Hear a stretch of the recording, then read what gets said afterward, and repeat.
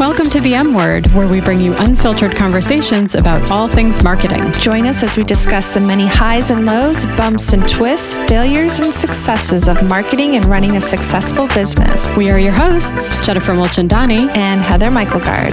Get ready for an uncensored journey into the world of marketing. Today on the podcast, we talk to Tara Claeys, founder of Design TLC. Tara began her career in advertising and marketing in the early 90s in Chicago and Washington, D.C., long before digital was even a thing. Design TLC was founded in 2010 and specializes in WordPress websites and digital marketing for small schools and education-focused nonprofits. Tara talks about the importance of trusting your gut, working and living your values, and how she took the leap and niched down her business. From AI to embracing perfectionism, this conversation is full of great M-bombs. Enjoy the show. Hey, Tara, welcome to the M Word podcast. Thank you so much. I'm so excited to be here today. Thanks for having me. Of course. We're extra excited because as you know, Tara, we've been friends for a very long time, met as business confidants and accountability partners. And I really value our relationship and what we've got to know about each other. So I might leverage a little bit of that behind the scenes knowledge too in some of our questions today, but we're really excited to talk to you. And also, just to give a plug to you and your own podcast, you want to tell our listeners a little bit about what your podcast is? Sure. Well, I suppose when I talk more about what I do, it'll make more sense. But I have a podcast I co-host called Mindful School Marketing, and it's targeted toward small private school marketers, administrators, heads of school, and we talk about marketing tactics, but also oftentimes those people are wearing many hats. So we talk about how to sort of mindfully approach their job and their life and manage all the different things that they're doing. We talk about Enneagrams and, we kind of have a pretty broad spectrum because we both geek out on all that stuff. So it's really fun. That's awesome. And I hope we come back to sort of that mindful aspect because I feel like that permeates a lot of your own ethos and how you approach your own business too. So with that, why don't you start from the beginning? You got you started your career in the 90s, you said, working in advertising and marketing. And, give us the broad brush. How'd you start? How'd you get where you are today? Sure. I'll try to make it not too long. I started out in advertising. I lived in France in college, and the way that they were doing advertising in the late 80s, it was like so prominent and it was entertainment. So I really fell in love with the idea of advertising, and especially women in advertising. I did a whole paper on it and was really fascinated with the portrayal of women, through the 40s and the 50s and the 60s and how that changed in advertising and marketing. So I've always been fascinated by that.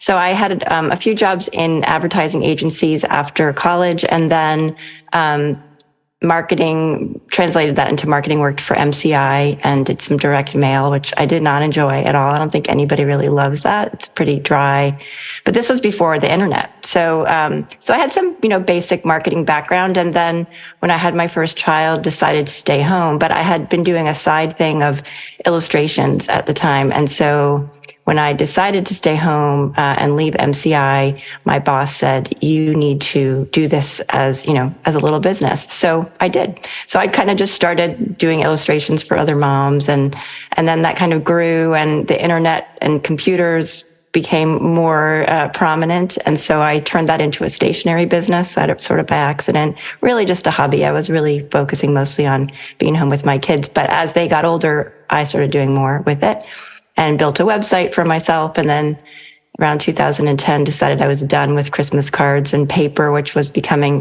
really hard to manage with the family. Got rid of the big printer and the paper cutter, everything that I had acquired to run this other business, and decided just to focus on digital graphic design and advertising, marketing, and websites mainly. So I learned how to use WordPress, and then have just been building websites since then. And then about 4 years ago, decided to start specializing. I had been doing websites for all kinds of businesses, and there's a lot of talk about niching down. I know you guys have talked about that too. and Jennifer and I have talked about that. You were with me as I went through this process, right? Like how to choose what you're going to specialize in. And it really happened organically and naturally for me because I had a few clients that were in the childhood enrichment education space. And so I decided to specialize in that in schools and education focused nonprofits, to be super specific. And then that led me down a marketing of my business that I had never really done before, which was really honing in on something that I wanted to do and actually doing some active marketing because it had only been word of mouth up until then. So that's where I am now. Can I probe on the niching down thing though? Yeah. I swear Heather's voice will be heard here eventually, but I'm too excited about the fact that you brought that up because and remind me, because I actually don't remember what came first, but like, was the decision to like, I really should niche down because that's how I grow my business. Did that come first? Or was it, gosh, I really love doing these specific types of clients and I kind of only want to do them? Like, what was the driving force of that? It was a combination of those things. And also I was turning 50 and my kids were finishing school and I was doing a deep dive into what my values are. I got this book called Designing Your Life, which helped me kind of figure out who I want to be and what I want to do with my life and my business. So in large part, it came out of that, what feeds my soul, and determining that when I feel passionate and good about the projects I'm working on, I do a better job, right? Nothing against lawyers and law firms, but right, you can only do so many of those, or accountants, or businesses that are, less creative, less interesting creatively, stock photos of people shaking hands and those types of things. And there are fabulous law firm websites and all of that. It just wasn't something that I felt like I could serve well enough because it just didn't light my fire. And so I really felt like, it was also tapping into the need that I had at the time and still do to hang on to that parental part of myself, which allows me to have that connection in schools, serving them and seeing what they're doing and still feeling, engaged in that childhood enrichment process, even though my kids don't need me anymore. I love, though, that you're aligning your values and your passion to what you're actually going to be doing. And I think a lot of people want a niche, but they're afraid to. Did you have fear that it would be too narrow and you would be losing clients if you did that? Yeah, I think we probably had conversations about that in our group, Jennifer. But yes, I remember I was at a conference. It was a content camp, and it was a colleague of mine. I used to be more involved, still am, but used to be super involved in the WordPress community. And there's a woman named Jennifer Bourne who does a lot of sort of freelance agency. She has a thing called Profitable Project Plan, like how to run your agency profitably, and also content, how to develop content. And so I remember sitting in this conference, and it was like a workshop, like a 3-day workshop. And I remember sitting there and just deciding right there that I was going to switch my website over. I was going to take off anything general, and I was just going to I do school and nonprofit websites. That's what I'm going to say. That's what I'm going to do. And I did have a little bit of a scared feeling about that. But I just decided I was going to do it. It was just like, it was like over a 3-day period that I decided. I had been thinking about it, and I decided that I was going to do it at that time, and I never really looked back. I did hang on to other clients that I had, but there are a couple of things that it allowed me to do that have proved to be successful for me and in some ways challenging too. One is that I can say no to people pretty easily now. If they, I can say I only work with schools and nonprofits. And if you don't fit into that, I can say no. If it's a colleague, a friend, something like that, I pretty much, I don't say yes to any of those. I've really stuck with that. And over time, I've also offloaded all of my recurring clients, the retainers that I have, to give them to other agencies to manage, so that I don't even have them in my portfolio anymore, with the exception of a couple that I really love, like Dogfish Head Ale House. So beer and donuts are the two exceptions that I make. So that's really been good. But then it's also allowed me to really immerse myself in the community of small schools, of independent schools. And so I've been really fortunate to meet some really wonderful people in that space just through LinkedIn. And this was right before COVID. So I was able to really develop that connection and network, which has been really great as well. Yeah, I think the benefits of niching is then you are the go-to expert in that field, in that industry, and you giving other industries to someone else, then it's like they return the favor to you. So I think that's great. In your intake form, you talked about how much you love what you do. Like it's almost like a hobby, and you've struggled with then taking yourself seriously and realizing that this truly is a business, and that you know, so how do you balance that? How do you balance taking yourself seriously and looking at this as a profitable, well-skilled business that people go to?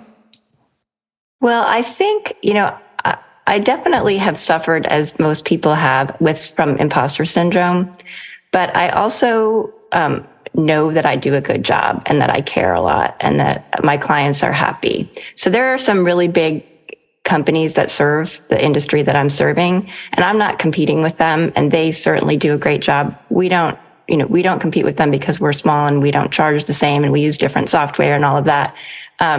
So I've just developed confidence over time that we're good at what we do. I have a small team who support me, and I get really excited about solving problems well. So it really is overcoming that self-doubt, I think, that helps with that.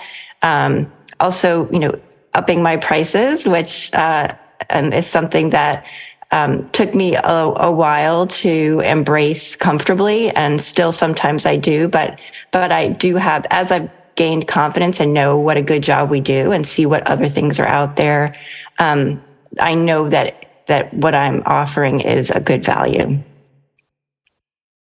Yeah, so I think that getting your confidence, and I think I'm saying this as much about myself, even in my journey, it's like the more that confidence comes in and that assuredness that you know what you're doing, you're delivering really quality, great work, good service, all those things, you stop being able to take the shit from the people who are hiring you, right? Like, and you shared that, like, sort of like the irkness around not feeling respected by, certain clients or not being taken seriously. So like at what point, when did that become, was that the impetus to gaining that confidence, or did those feelings come in after you work to overcome that imposter syndrome? I think that's a good question. I think it's a few different things. I think I look a lot at what other companies are doing, and I feel like we're, on a par with them. I see mistakes that even big companies are making, and I know how to avoid. So I also feel, like I know I've learned a lot in the past, 12, 13 years of doing this. I've learned a ton. So I feel like I have my finger on the pulse of what's happening, which is another thing about specializing, right? Is that sort of you can focus on just one industry, and what the trends are in marketing and websites. So I think feeling confident in what I know because I can see evidence of that. I think having a network of colleagues who trust me and refer me is also something. You have to have the confidence to ask for that, which has been one of the marketing tactics that I've tried, and probably the most successful is developing that network, because there are lots of consultants who serve schools in different ways. And we don't do digital marketing, digital advertising. And so there are some companies who do only digital advertising for schools, and they don't make websites. So having a relationship with them where we refer them and they refer us is, one of the main pipelines for new business that we have right now is those referrals. So that also requires confidence, but it also builds confidence, because they refer you and you feel like, well, they wouldn't do that if they didn't trust me. So I think that also helps with that. Did I answer your question? Sarah, you mentioned mistakes and that you're pretty good at avoiding them and you can see them before they happen. But what's been your biggest mistake, either within a website for a client or in business general? And how did you turn that around? What'd you learn from it? Yeah. So from a technical standpoint, there are always mistakes that happen in websites, right? It's unavoidable to make small mistakes. I think the largest mistake I ever made was a MailChimp automation. And we don't really do email marketing, but for one client that had been long established, we did, and they were doing a big couponing thing, and it was something that we weren't super familiar with. And so we set up an automation that went really, really wrong. And so it resulted in people getting like multiple coupons. And, I was devastated and felt horrible and was apologizing left and right. And the client was very understanding. And, we tried to message it and fix it and understood after it settled down, I understood that, this was not going to cost them thousands of dollars. People are not going to come in and redeem all of these coupons. And that's how it worked out. But automation is such a tricky thing. I know you guys both do that too. It scares me because you're just not in control of it. And the one little box that's checked wrong can cause, a big snafu. So I'd say from a technical standpoint, that's probably one of the worst things. Way back when I worked at MCI, we put the wrong phone number on a mailer and we had to figure out, like, nobody caught it in the proofreading and we had to figure out how to change it. So, those kinds of mistakes have changed over time. And, mistakes on a website, that's a great thing about a website is it's not printed on, a million brochures. You make a mistake, a typo, it's like not a big deal. So, I love that about working in websites. I think they just even naturally break along the way. Like they're in use and then a plugin changes software. And it's like, ooh, the ripple effect. So, it's good job security for you that way. Yeah. And then we're usually on some kind of retainer. So we don't even, it's not even like something that we're making money off of. And it's also something that it's a great feeling when you've been through it long enough that when you get a critical error or something, if I can fix it in 5 minutes or less, I feel so accomplished, right? Like it's such a great feeling to know where to go to troubleshoot. So, we're really good at that too, which is fun. And for the most part, sometimes it takes 3 hours, but usually it takes 5 minutes. So that's a really gratifying thing. I'd say from a business owner standpoint, mistakes, if you wanted to know that one. And I'm sure you guys have experienced this too. It's not trusting my gut. Doing a proposal for a project that I know I have a gut feeling that's going to be a difficult relationship. And I've done that a couple of times. And it's really hard sometimes to say no, especially when there's a big dollar figure attached to it and you might be slow. And so you're tempted to take that. And I have done that before. And sometimes the gut's wrong. I've had a couple of proposals that I've sent out and thought, they're not going to say yes. They seem like they're going to be really difficult. And then they accept it. And I think, oh no, what's it going to be like? And it goes great. So you can't always 100% be right about that. But I've had a couple of really, unfortunate experiences with clients who we had to end the relationship with for one reason or another. And it's no fun. And you're not going to do a good job if you don't feel like you're respected and trusted. They hire us to do what we are good at. And so the best clients are the ones that trust you. And if they want to do something, I had a client who wanted to center the logo. They really looked at all these different websites and they said they wanted the logo centered and they really liked that look.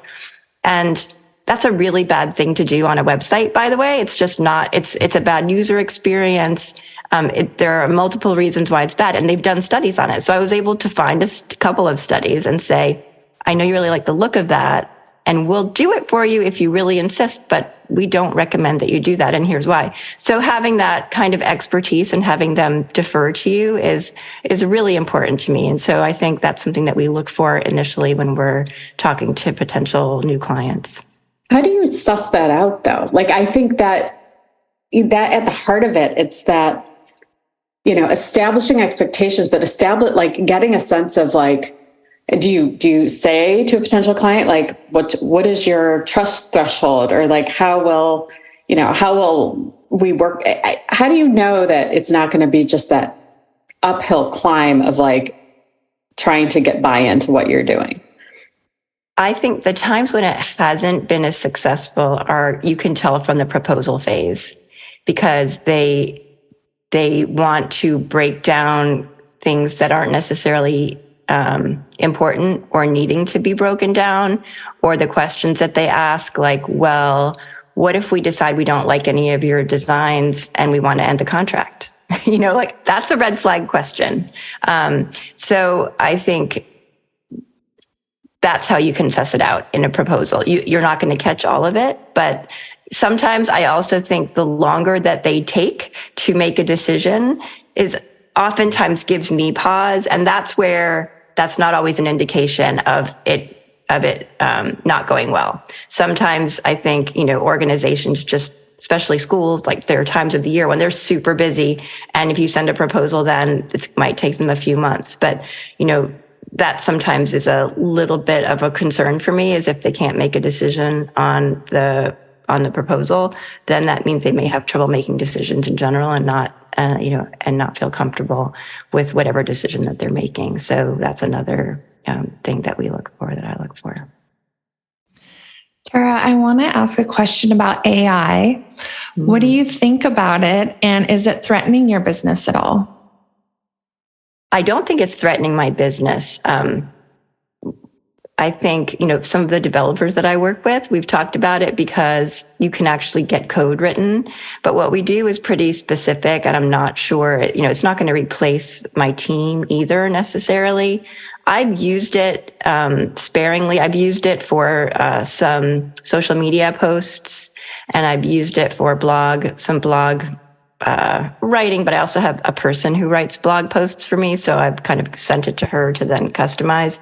But, from what I've researched about it, I think it really is something to harness more than something to fear. And so one of the things on my list is to research there are now all these tools coming out on how to write prompts, on how to use it, because I don't even know all of the things that it can do and it can really do an amazing job. I haven't harnessed it myself, but I know that's something that I want to do. And the people who do that, and that's a skill to add to your agency repertoire, right? If you do marketing or anything that uses AI, is to know how to use it well. And then I think it's going to be fantastic. And it's here, so we have to figure out how to use it. And so I'm not usually one who's afraid of new technology. And I think that certainly some industries are going to be impacted in terms of their employment as a result of it. I think that you just have to pivot and learn how to use it. Yeah, I think my husband, who works in IT, was saying, like, one of the biggest job opening titles, it's query analysts. Yes. Like, because you get out of it, but you have to ask the right questions. It's just so like knowing how to harness it is really, I think, the trick. And yes, I will give a plug, Tara, you've delivered workshops on harnessing technology in your business, everything from like little apps to, systems. And, is that something that you continue to play with? Are you a constant adopter, tester, or do you feel like you've kind of settled into a routine now in your business?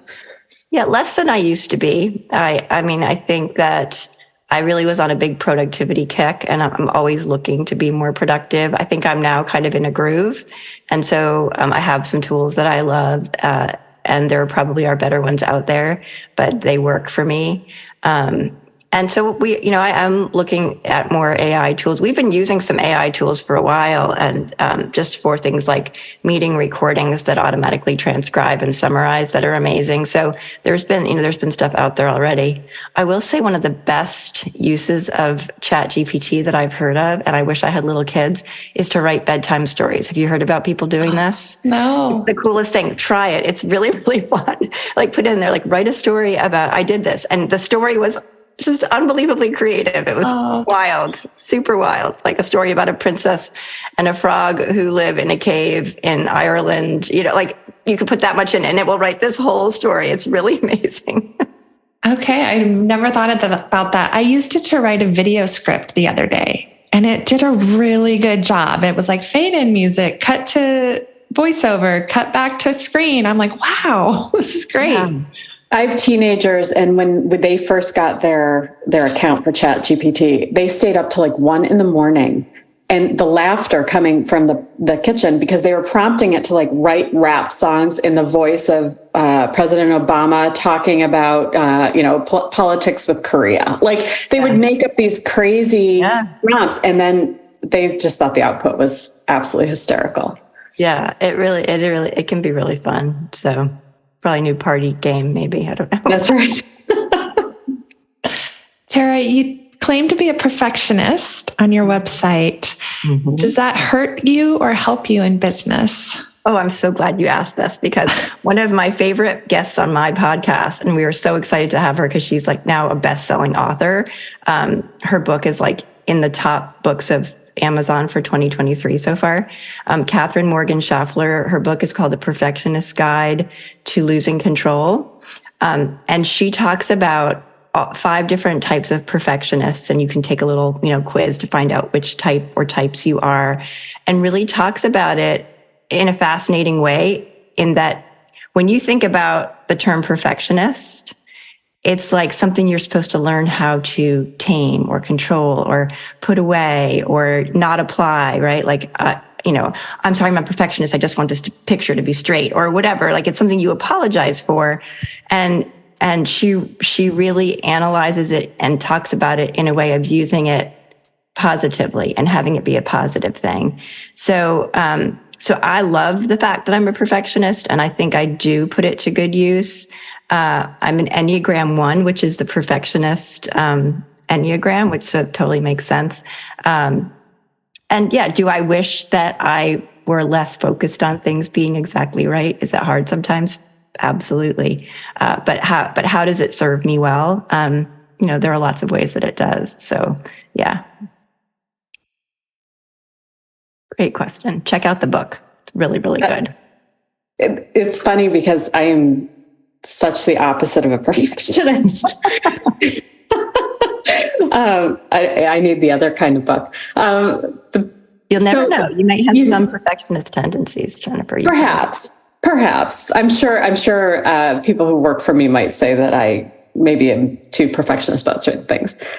So what's next for Tara and Design TLC? I think more of the same. I mean, I also am a really goal-oriented person. As you know, Jennifer, I use the 12-week year. It's a book it's a process from a book that breaks down setting goals into 3-month periods instead of a full year, but you call it a 12-week year, and you break it down week by week of what your goals are and your tactics to support those goals. And I've done that now for many years ongoing, and I've had accountability groups where we meet and we review our goals, and you score yourself every week. I've done that for a long time, and I'm sort of on a little hiatus right now because I've realized that the past couple of years, 12-week years, so probably even the past full year, I really haven't had any big goals because things are kind of in a good groove. And so in some ways, we think we always need to be growing and doing more and all of that. And I struggle because my goal is really not to grow. I definitely don't want to lose my business, and I want to keep busy enough, but I don't have and have never had aspirations to be a big company or have a big team or anything like that. So I think I just want to continue this. I have a nonprofit pro bono program, and so I do at least one pro bono project a year. So since you talked about this as like my hobby, I see this as something that over time, as I move towards retirement, that I would keep all of my clients that we're serving with maintenance and support, and maybe stop taking on new clients except for a couple of pro bono projects per year, and do that for a couple of years before I actually then decide how I'm going to offload this company to somebody else. So I think that's that's kind of my plan. That's the first time I've ever said it out loud, to be honest. But that's what I've been thinking about. Well, we're honored. Yeah, honored to be the first to hear it. Yeah. I've loved this conversation, and I think you've given so many great pieces of advice. Before we close, Tara, I would love to know, what are you currently binging on Netflix? On Netflix or on any platform? Sure, any platform. Yeah, so there's always something, right? We're watching Perry Mason. You've seen that. It's got Matthew Rhys in it. And The Righteous Gemstones, which has just started a new season. And I'm not really enjoying that, so I won't necessarily recommend that. From a funny comedy kind of standpoint, have you watched the other two on HBO? That's a good one too. So we're not in like a super passionate show watching mode right now, but The Bear just started back up again. We haven't started that one. That's a really good one that I'm looking forward to as well. There are so many. Yeah. There are so many. Tara, how does someone find you online if they wanted to connect with you? My website is designtlc.com, and I'm also on LinkedIn. You can look me up there, Tara Claeys, and that's Claeys. Awesome. I think I could talk to you all day. Sometimes we do when we're lucky and we get a day. But I really appreciate you being here today, Tara, and look forward to our next in-person opportunity. Yes, me too. Thanks so much for having me. Thanks, Tara. Thanks. The M Word is an Arlington Strategy production hosted by Jennifer Mulchandani and Heather Michaelgard. Our theme music is by Ben Mulchandani, also known as Moochie. Graphic design by Caleb Fagan and Emily Rare. Sound engineering and editing by Ben Mulchandani.